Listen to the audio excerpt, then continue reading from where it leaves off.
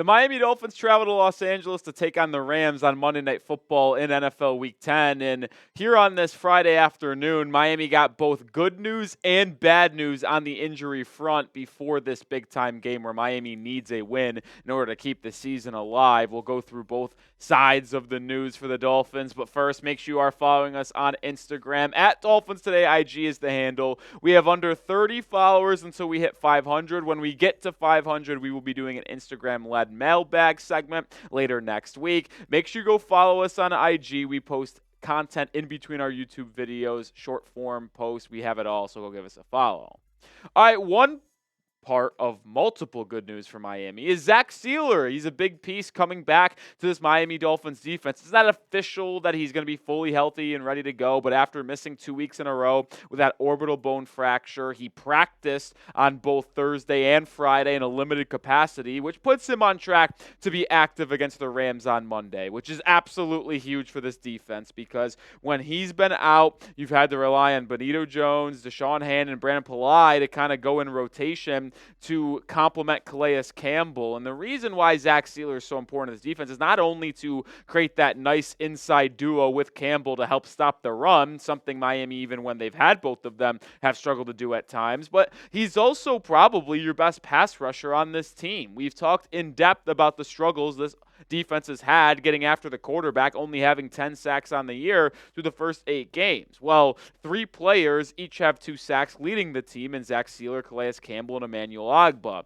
Sieler has played a lot less games than Ogbah and Campbell have, as those two have only missed 1 and 0 respectively. So Sieler, someone that is very efficient at getting after the quarterback from the interior, but also has a nose for the football and stopping the run, which is going to be massive for the Dolphins this week going up against the Rams. This is a very multi-dimensional offense that comes at you in many different ways. They've got weapons at wide receiver, running back, quarterback. Sean McVay leading the charge here as one of the most gifted offensive minds the game has ever seen. And specifically in the run game, Kyren Williams is one of the best backs in the entire NFL. 600 yards this league. When they get into the red zone, they like to run the football. 8 touchdowns this season. You have to slow him down. Zach Sieler being back for this defense will help at least control it a little bit better than it would have without him.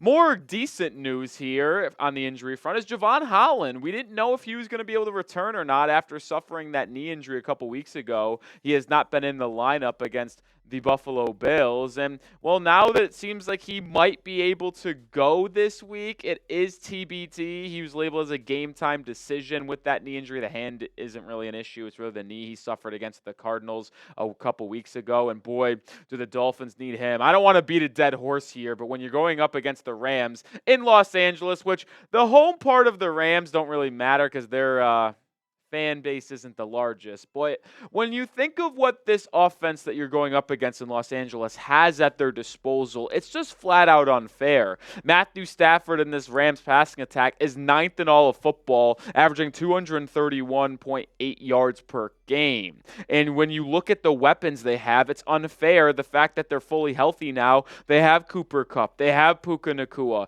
You've seen DeMarcus Williams and you've seen DeMarcus Robinson, by the way, and Tutu Atwell be really good this season for them in the absence of Kupp and Nacua. Now you got them back and you have to deal with 4 capable wide receivers, and you're going to need everybody that you can possibly grab in the secondary to try to slow down their weapons. And we just talked about how good Kyren Williams has been this year too. This is going to be a tall task for a defense that has struggled, giving up 30 and 28 points in the past 2 weeks respectively. But drop a number for me, and we're going to continue the injury news here in just a second. But the confidence level in a Dolphins win, scale it 1 to 10 for me down in the comment section. We talked about the Rams' plethora of weapons. This is going to be a tall task, man, because the Cardinals torched you for 28 and the Bills torched you for 30, and you didn't get a stop on them outside of a bobbled interception thanks to Keon Coleman and the 3-and-out you had on the first possession, which is why it makes his return so important, because your safety play just has not been good enough. Jordan Poyer has been being torched nonstop in coverage. Marcus May has been okay in coverage, but he is not a good tackler. Jevon Holland, even though his numbers this year aren't spectacular, well, he at least is a better blend of in between May and Poyer, if you will. He's a better tackler than Marcus May, and he's better in coverage than Jordan Poyer. Hopefully, Jevon Holland will be able to go.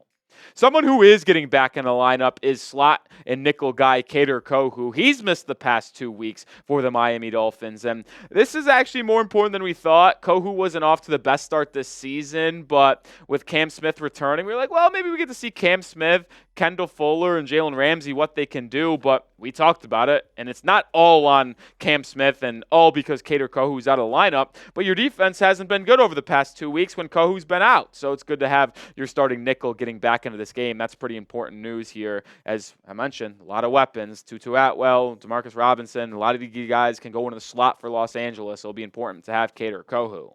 Don't know if this is clarified and classified as great news for Miami, but it's worth noting here that Patrick McMorris is making his return to this Dolphins football team. He's been on IR, since the beginning of the season. He's been designated to return, the 6th-round pick out of Cal in this past 2024 NFL draft. And this is important for Miami because he is now going to be the 4th guy designated to return off of IR. You only get 8 in one season. So you're already halfway there, and it's already been kind of rumored that Blake Ferguson, the long snapper, will be activated next week, and that Tyler Huntley will be back too. And if all these things remain true, you will be now at 6 players designated to return from IR, which allows you 2 people to return from IR for the rest of the season. It will be fascinating to see what Miami ultimately does, but McMorris is back on this lineup. We'll see if he gets a little PT. I liked what he saw from the preseason from the rookie. I doubt he takes over for Poyer May right now unless injury occurs, but we'll see if he cracks the rotation on this group. All right, we're going to get to the bad news in just a second here, but we are sponsored by Game Time, and you'll never have bad news with Game Time because they're the best ticketing app out there, which guarantees you the lowest price, and they have so many great features, including Game Time Picks, which filters out the fluff to show you only incredible deals on great seats, so you don't have to waste time searching through thousands of tickets. A couple other features that I really enjoy, all-in pricing. Toggling that feature allows you to see the total price of your ticket up front rather than getting blindsided at checkout, and then you get to see a panoramic view of the seat in the app before you buy, so you don't have to worry about being seated behind a pole, stanchion, board, anything that might obstruct your view. Get your tickets with Game Time. Download the app and use code CHATSPORTS to get $20 off when you create an account. Terms apply, first purchase only, but use code CHATSPORTS to get $20 off. Shout out to Game Time for sponsoring today's show. What time is it? It is game time. All right, let's get over to the bad news now. We should have probably started with the bad news because I always like to finish on a high note, but I guess we'll finish on the negative news today. Tyreek Hill popped up on the injury report today. Wasn't injured beforehand, was a DNP on Friday's practice with a wrist injury. And then Austin Jackson, we'll talk more about him in just a second. But quickly on Tyreek Hill, I don't expect him to miss this game on Monday unless the wrist injury is actually severe. I think this could just be a cautious thing. Tyreek Hill's been on the injury report going into the game over the past 2 weeks in DNPs. He's a veteran. He's 30 years old. I don't think it's that big of a deal. If he's not feeling 100%, which you never are at this point in the NFL season, he has not missed a game this season. I expect Tyreek Hill to be on the football field this upcoming week. But Austin Jackson, this one is very much in doubt. Your starting right tackle who's been pretty decent this season. I'd consider him average for this year after having a career year last year, which earned him a nice 3-year extension. But he is DNP with a knee injury in both Thursday and Friday's practice, and having 2 straight DNPs with an injury does not bode well for your status on Monday, which would then put an interesting scenario into play for Miami because who steps up and starts at right tackle? Is it going to be Kendall Lamb, your veteran swing tackle, or is it going to be the rookie you draft in the 2nd round out of Houston, Patrick Paul? But the thing with Patrick Paul, he's only played left tackle his entire career. So would you feel comfortable with him switching over to right tackle? Well, here's what Barry Jackson said on the Dolphins' right tackle plan, saying that if Jackson cannot play on Monday, veteran Kendall Lamb likely would fill in. Although, 2nd-round pick Patrick Paul, who played only left tackle in college, said he has begun to receive some right tackle snaps in practice after playing only left tackle throughout the offseason program and training camp. Paul said none of those right tackle snaps came on Thursday's practice. I do find this interesting because there's a lot of reasons why this could be interesting for Miami. Is it long-term? potentially move over to right tackle? Because remember, Austin Jackson has played inside before, and if Teron Armstead, who I thought was going to retire after this year, says, you know what, I'll play one more year, and then you have him at left tackle next year, maybe you put Patrick Paul at right tackle next year, and then you have Austin Jackson slide into one of the guard spots. You have on Aaron Brewer under contract, and left guard is the only spot you have to fill in the offseason. So it's interesting for the future, but although it is also interesting for this week because he played left tackle once this year when he had to fill in for Armstead. Could he fill in for Austin Jackson on the right side? It's going to be interesting to see how this plays out going into Monday. But let me know who should fill in your opinion. I'm going to give you my thoughts on it just in a second. But let me know. Type PP for Patrick Paul if you think he should start on Monday for Austin Jackson, or type KL if you think it should be Kendall Lamb. I'm typing my KLs. It should be Lamb. It should be the veteran.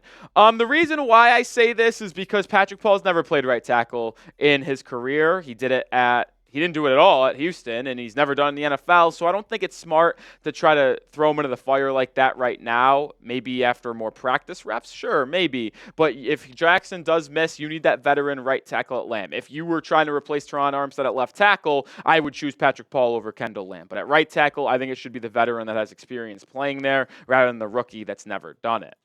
All right, that's going to do it for today's show. Make sure you are subscribed because we're still bringing you Dolphin news daily and content daily as well. We'll have you covered with videos on Saturday and Sunday. Leading into that Monday night game against the Los Angeles Rams, we'll be live for that game as well. So hit that sub button and join us here at Dolphins Today.